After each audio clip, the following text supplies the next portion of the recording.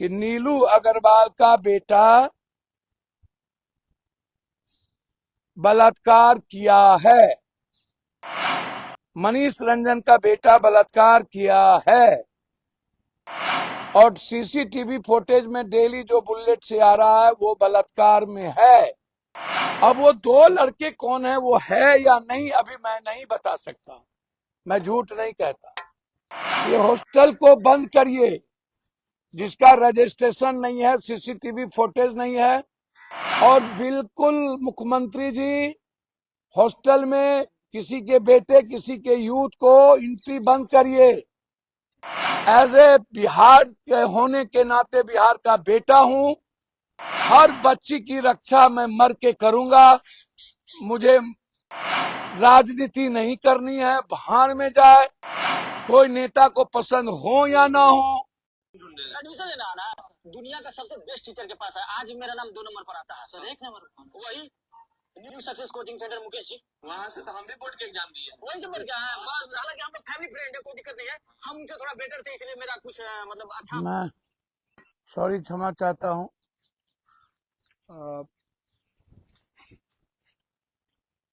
देखिए, हमारी बच्ची को मनीष रंजन ने लगभग 25 लाख रुपया डॉक्टर को दिए, लगभग नीलू अग्रवाल 10 लाख से ऊपर रुपया दिए।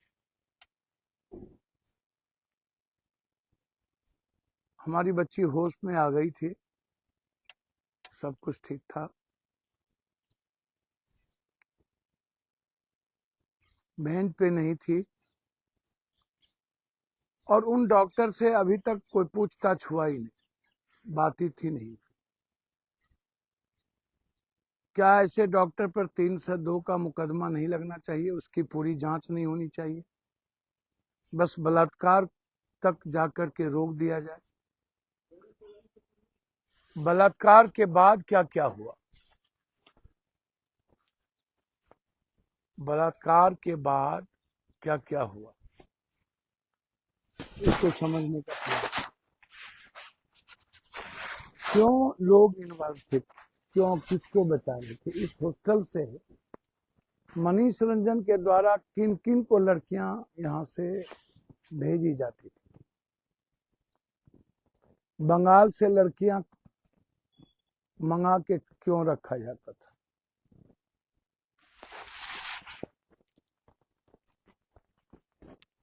और अभी तक सतीश डॉक्टर के पीछे कौन है?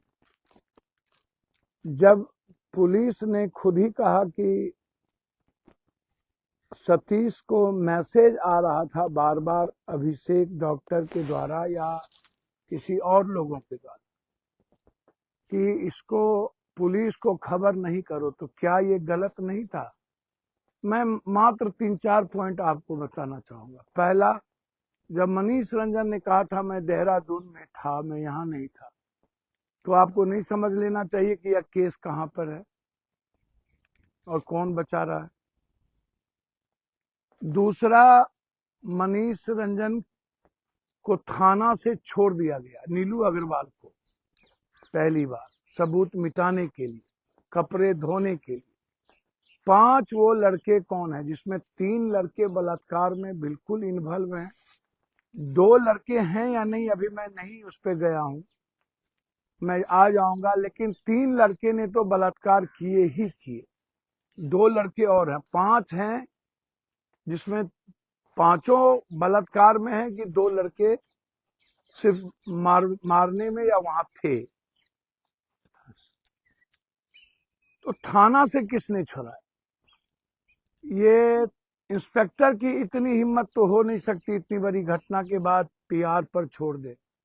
तो इसमें कौन है? ऊपर का फोन आया तो आपने इंस्पेक्टर का फोन चेक नहीं किया। अभिनव जी एएसपी साहब यदि छुड़वाए तो किनके कहने पर छुड़वाए?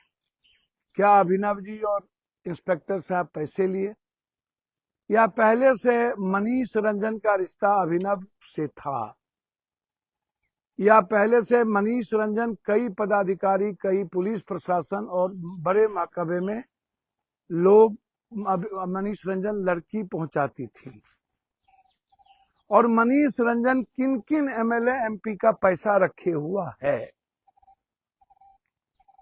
बिजनेस करने के लिए कौन कौन मंत्री मनीष को पैसा दिया है, बुद्धा डेंटल कॉलेज में किस किस नेता का पैसा है। आज एक बात आप समझ लीजिए सभी लोग कान खोल के, पुलिस, नेता, पैसे वाले, डॉक्टर, पैसे वाले में हॉस्टल भी है, होटल भी है, डॉक्टर, और ये माफिया, ये इतना बड़ा नेक्सस है कि किसी की बच्ची, किसी की बेटी बहन और किसी की जमीन, किसी की सुकून बच ही नहीं सकता। 1 तारीख को लगभग हॉस्टल में 10% भी बच्चियां नहीं थी, 20%, और होटल लगभग फुल था।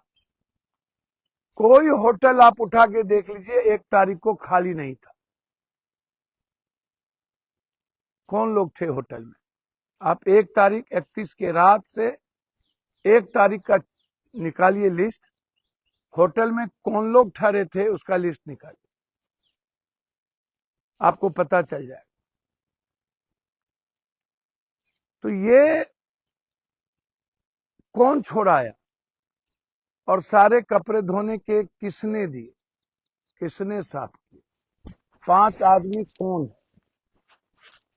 और सब कुछ के जानने के बावजूद, सारी चीज, जितनी चीज जानी गई, सब कुछ के जानने के बावजूद केस को डाइवर्ट करना, केस को जहानाबाद ले जाना। कल भी एक लोग कह रहे थे कि जहानाबाद में केस है, अरबल मोड़ पर ऐसा हुआ। मैं कुछ भी समझने और मानने को तैयार नहीं। पहले भी आपने कहा है कि लड़की 1-1 घंटा बात करती थी, तो हम पुलिस को चैलेंज करते हैं, 1-1 घंटा बात करती होगी, लड़की खराब होगी तो लड़की 10 लोगों से बात करती होगी, 1 लोगों से तो बात करती नहीं होगी। यदि लड़की का कोई एक दोस्त होगा तो कोई भी अपने दोस्त से आधा घंटा 1 घंटा बात कभी कभी कर सकती है। क्या लड़की डेली 1 घंटा बात करती थी? तो पूरा प्रयास किया गया केस को खत्म करने की। और फिर मैं बार बार एक ही बात कहता हूं कि सतीश डॉक्टर किसके संरक्षण में चल रहा है, और सतीश डॉक्टर और हार्ट हॉस्पिटल, प्रभात नर्सिंग होम में इस लड़की को मारा गया है। मैं हाथ जोड़ के प्रे करता हूं, प्रभात हॉस्पिटल कोई मत जाओ, वो नरभक्षियों का अड्डा है, वो नरसंहारियों का अड्डा है। उसने मेरी बेटी का कत्ल किया है और वो कातिल है, वो कातिल है, उसने मारा है। मेरी बच्ची को मारने में इन मनचले नरभक्षी लड़के की हाथ है, लेकिन उसको कत्ल करने में उस हॉस्पिटल का हाथ है।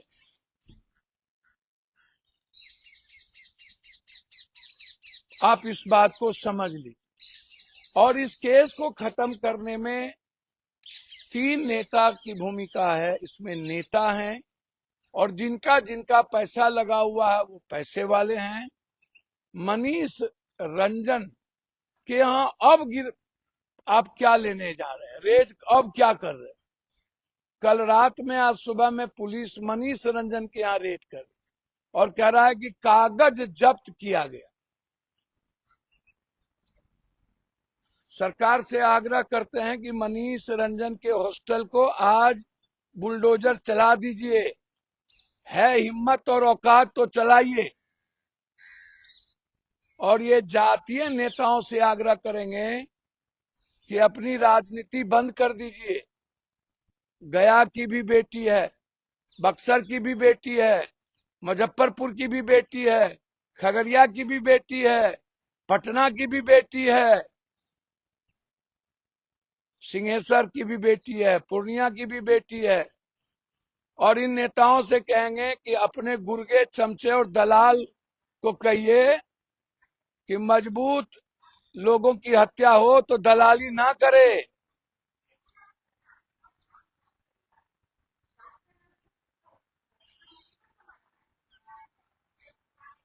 इसीलिए आग्रह है मेरा, मेरी मेरी विनती, मेरी मेरी विनती है आपसे कि इन डॉक्टर को आज गिरफ्तार करिए, पहला। दूसरी विनती है, 5 में 3 लड़के बिल्कुल क्लियर हैं। पहला मनीष रंजन का बेटा बलात्कार में है, और दूसरा नीलू अग्रवाल का बेटा, दोनों। और तीसरा जो डेली बुलेट से आता था, वह लड़का जिनका नाम मैं नहीं जान रहा हूं, जो मनीष या नीलू अग्रवाल के बेटा शक का, वो मैं दावे के साथ आपको कह सकता हूं, दावे मतलब दावे, हर कीमत पर, कि नीलू अग्रवाल का बेटा बलात्कार किया है, मनीष रंजन का बेटा बलात्कार किया है। और सीसीटीवी फुटेज में डेली जो बुलेट से आ रहा है वो बलात्कार में है। अब वो 2 लड़के कौन है, वो है या नहीं, अभी मैं नहीं बता सकता, मैं झूठ नहीं कहता। 3 है, और ये तीनों की गिरफ्तारी क्यों नहीं? 1-2 दिन पहले आपने मनीष रंजन के बेटे का लिया, और 1 दिन बाद आपने जबरदस्ती नीलू अग्रवाल का लिया।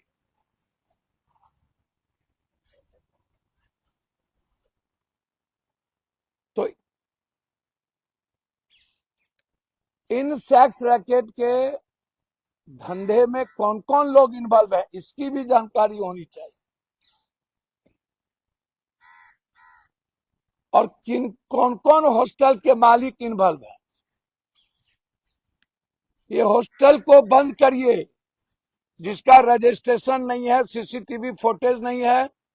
और बिल्कुल मुख्यमंत्री जी, हॉस्टल में किसी के बेटे, किसी के यूथ को एंट्री बंद करिए, गाइडलाइन निकालिए,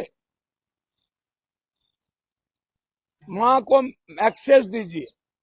तो बस इतना ही आज मेरा आपसे है कि डॉक्टर की गिरफ्तारी क्यों नहीं, हमारी बेटी को जी ली थी, उसको क्यों मार दिया गया, प्रभात में मार दिया गया। इसमें 3 आदमी कंप्लीट रूप से बलात्कार किया है, 5 में 2 है या नहीं करने में, ये मुझे अभी कंफर्म जानकारी नहीं मिली है। एसआईटी और सीआईडी क्या कर रही है मुझको नहीं पता, क्या अब भी वो बचाएंगे मुझको नहीं जानकारी। पहले ही नॉर्मल करने का आदेश चला गया था। कौन है ये सुप्रिंटेंडेंट ठाकुर, जिसकी बेटी को 10 गोल्ड मेडलिस्ट मिला हुआ है सारे सब्जेक्ट में, इसकी भी इंक्वायरी हो। ठाकुर की बेटी को सारे सब्जेक्ट में गोल्ड मेडल किसने दिया, नहीं तो मैं कोर्ट जाऊंगा या सदन में उठाऊंगा। ये गोल्ड मेडल जो अभी आईजीएमएस में डॉक्टर है, जो पीएमसीएच में ही था, और 2 बार एक्सटेंशन के बाद अभी तक वहां सुप्रिंटेंडेंट दूसरा क्यों नहीं दिया गया?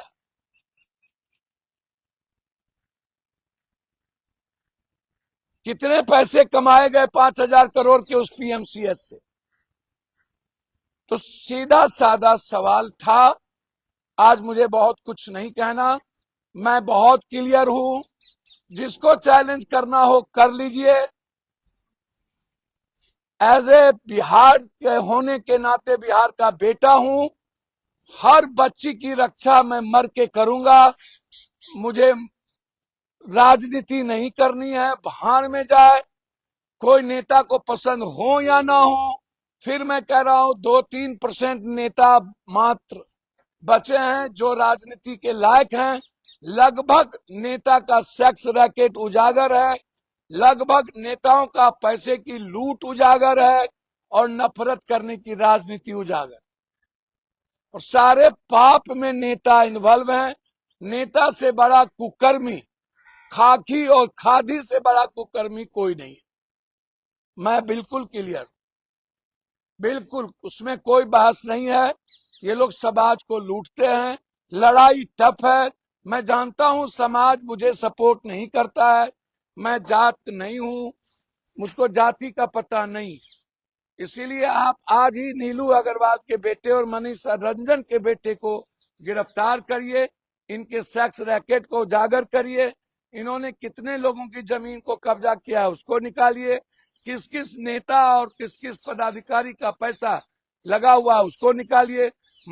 अभिनव जी को किसका फोन आया या अभिनव जी क्यों प्यार पर इन लोगों को थाने से छुड़वाए, इसकी भी आप जांच करिए, ये मेरा आग्रह।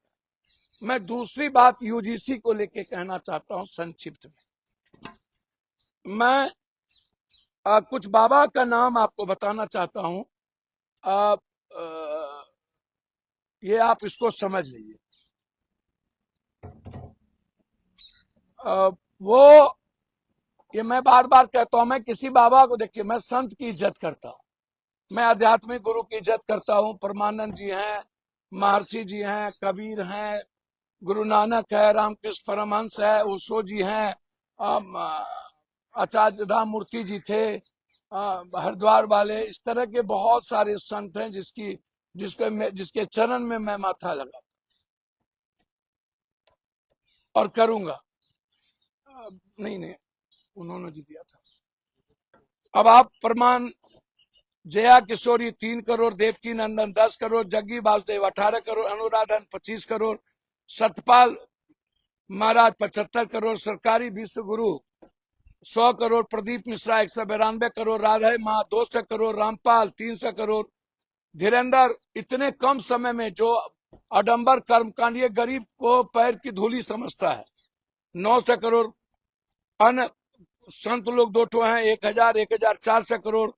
बाबा कौन है, राम रहीम 1600 करोड़, आसाराम 2300 करोड़, निरंकारी कोई है वो उसको मैं बुरा नहीं मानता हूं, 9000 करोड़। नित्यानंद स्वामी जो बहुत बड़े बलात्कारी थे, 9900 करोड़। मुरारी बापू को भी मैं बुरा नहीं मानता हूं, अच्छे साधक हैं, पैसा होना अलग बात है। अब आप हमको एक बात बताइए, अब प्रेमानंद महाराज जी के पास 1 रुपया नहीं, जीरो। एक स्वामी निश्चलाचरण सरस्वती पुरी के शंकराचार्य, ये कभी आपने सुना कोई बाबा कभी कोई राजनीति की बात करता हो?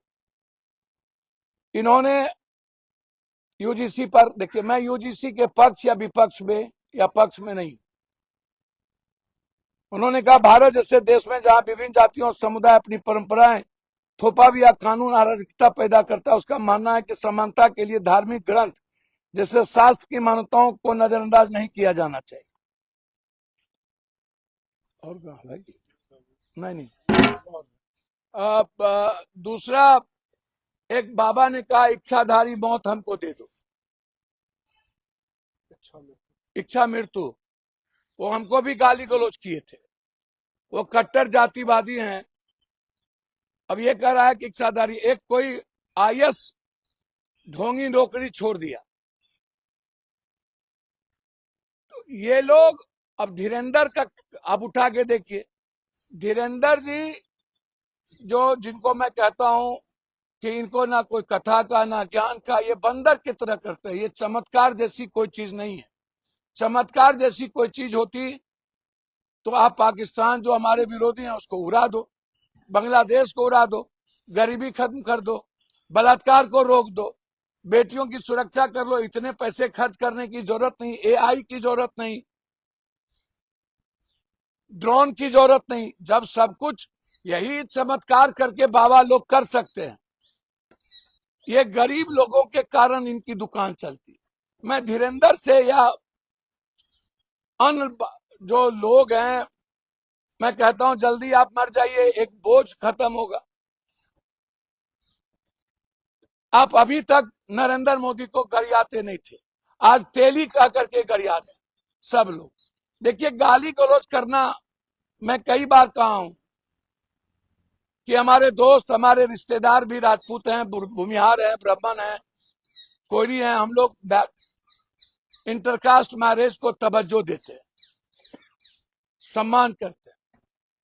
हमारे घर में सभी जाति के परिवार के लोग, लेकिन इसको स्वीकार करना चाहिए कि सदियों से जो मनुस्मृति का मुद्दा है, जो किताब में लिखे हैं कि किनको क्या करने का अधिकार है, ये किसने दिया, कौन इसने किसने दिया? ये अधिकार नहीं दे सकता। घोड़ा पे नहीं चढ़ना, ये नहीं चढ़ना। और आज तक सावित्रीबाई फुले पर कितना जुर्म हुआ था जब बेटियों को एजुकेशन, वहां तो जाति नहीं थी, लेकिन बेटी को नहीं पढ़ना है। याद करिए कितने बड़े जुल्म हुए थे, और आज तक वो जुल्म की प्रक्रिया जा देखिए। ये मैं नहीं कहता हूं कि ईबीसी पर ही, जहां जिसका कॉलेज है या जिस जाति धर्म के लोगों के इलाके में कॉलेज है, मोहल्ला है, या जिसकी जितनी जनसंख्या है, वहां पर शोषण होता है उस वर्ग, उस विचार, उस धर्म और जाति के द्वारा। इसको आप नहीं रोक सकते। मेरे मन में, मेरे परिवार के मन में भी मजदूर और गरीब को लेकर के गलत तरीके रहते हैं, सोचते हैं कि ये मजदूर है, ये दलित है, इसके साथ बैठ के नहीं खाना है। क्या आप खाएंगे? क्या उसकी थाली में खाएंगे? लेकिन स्कूल कॉलेजेस में कम होते हैं, मैं मानता हूं।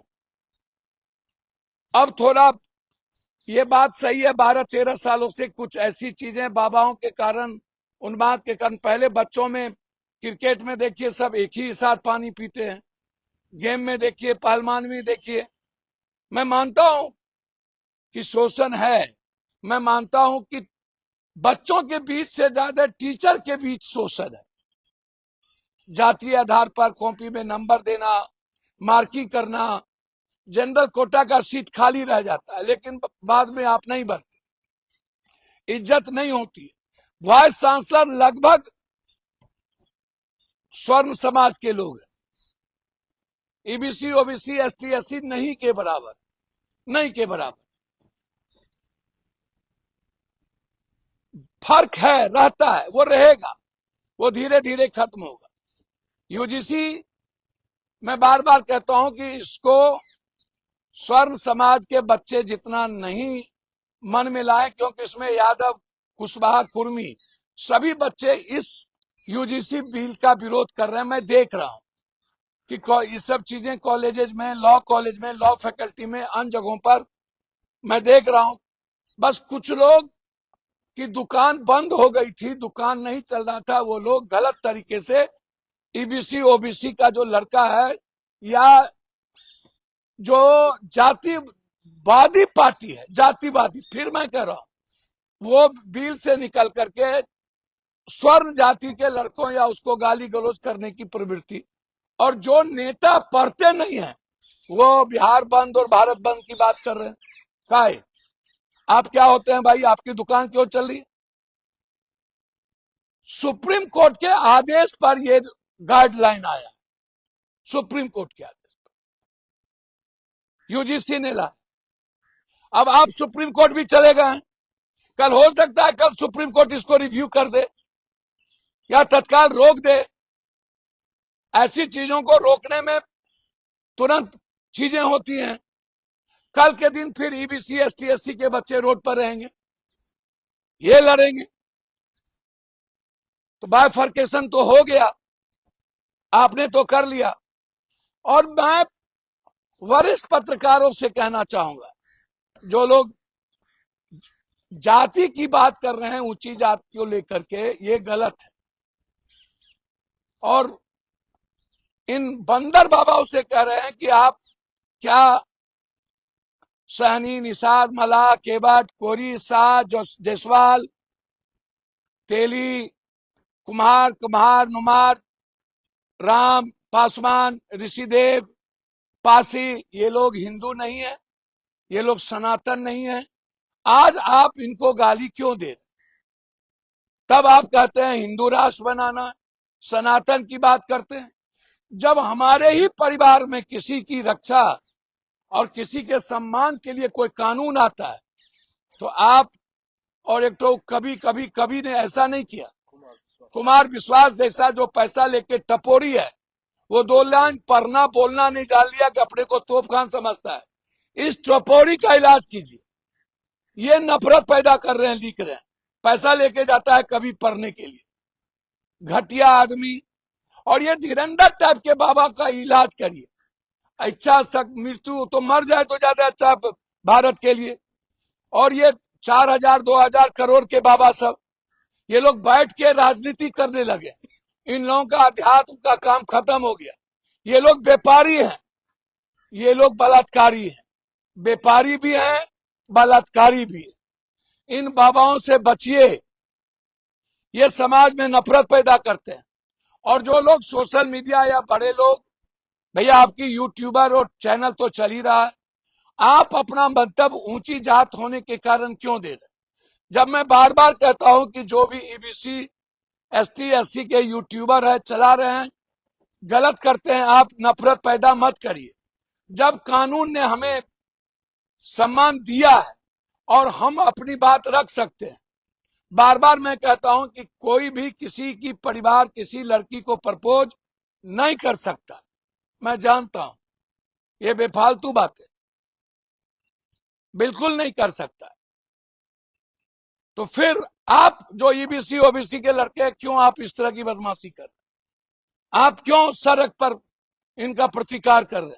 इनको अभी तक सरकार ने नहीं समझा पाया। ये प्रतिकार हमारे बच्चे नहीं कर रहे हैं, हमारे बच्चे कॉलेज में कर रहे हैं। ये जिनकी जिनकी दुकान बंद हो गई, जो स्वर्ण जो किसी भी जात का नेता बनना चाहता है, वो रोड पर आके हुड़दंगी कर रहे हैं।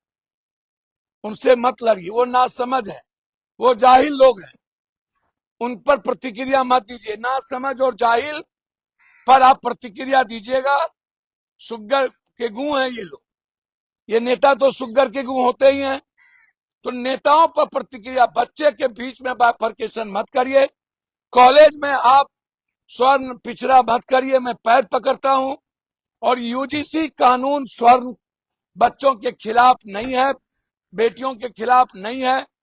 ये आर्थिक सामाजिक रूप से जो बच्ची जो विकलांग है, जिसका रेस्पेक्ट नहीं होता है, ये उसके लिए कानून है, वहां अपनी बात रख सकते हैं। जिनके साथ अभी तक एडमिशन लेने में, नंबर देने में या किसी भी चीजों का सम्मान देने में कमजोर हुआ, वो वहां जाके रखेंगे तो उनको फंडिंग नहीं मिलेगी।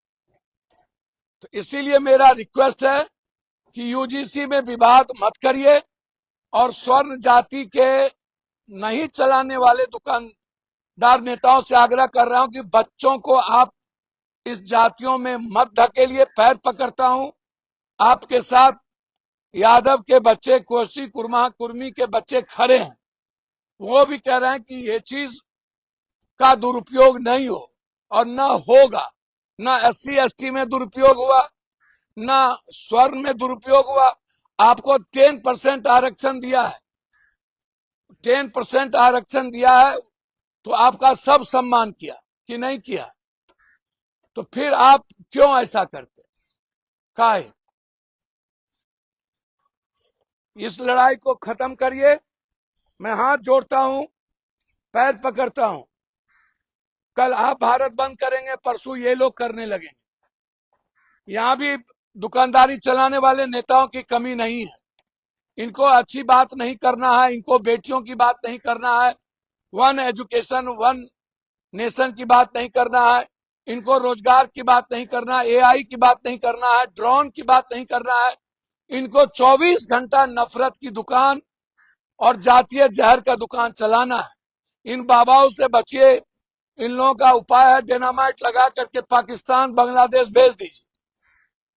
ये गंदे लोग हैं, चाहे वो धीरेन्द्र पाखंडी कर्मकांडी हो, इनको दलित के दुश्मन है, गरीब के दुश्मन है, ये अम्बेडकरवादी विचार के दुश्मन है, ये मनुस्मृति की दुकान चलाना चाहते हैं। और ये अपनी ये भागवादी भगवानवादी गरीब बैकवर्ड को बनाकर ये अपनी दुकान चलाना चाहते हैं। ये नहीं चाहते हैं कि कोई दलित गरीब का बच्चा पढ़े, वो दुनिया का सबसे ऊंचा पर जाए और ये जातीय जहर ना पैदा हो। तो इन बाबाओं के जातीय जहर से बचिए, ये मेरा रिक्वेस्ट है। यूजीसी के पर मेरा इतने हैं कि ये जो कानून आया है, जब भी कोई कानून आता है तो सबको मिलकर सम्मान करना चाहिए। आपके लिए भी जब कानून आया तो सम्मान हुआ, आगे भी आना चाहिए। सुप्रीम कोर्ट में लोगों ने फाइल किया है। नफरत और ना बढ़े, इसका ख्याल सरकार को रखना चाहिए और सरकार को चाहिए कि बच्चों को बुलाकर बताना कि इस कानून का दुरुपयोग नहीं होगा और यह कानून किसी जाति विशेष के लिए नहीं है। यही मैं आग्रह करना चाहता था। पुनः एक बार नीच के बच्चों के न्याय के लिए ही नहीं, अब कोई दोबारा निर्भया ना हो, जबकि होगा, क्योंकि नेता लगभग नेता पदाधिकारी नरभक्षी हैं, बगैर इसके वो जी नहीं सकते। नेताओं से बचिए, नाग और सांप नाग से ज्यादा खतरनाक है। आप इनको अपने घर में दूध मत पिलाइए, ये मैं पैर पकड़ता हूं। बहुत बहुत धन्यवाद, नमस्कार।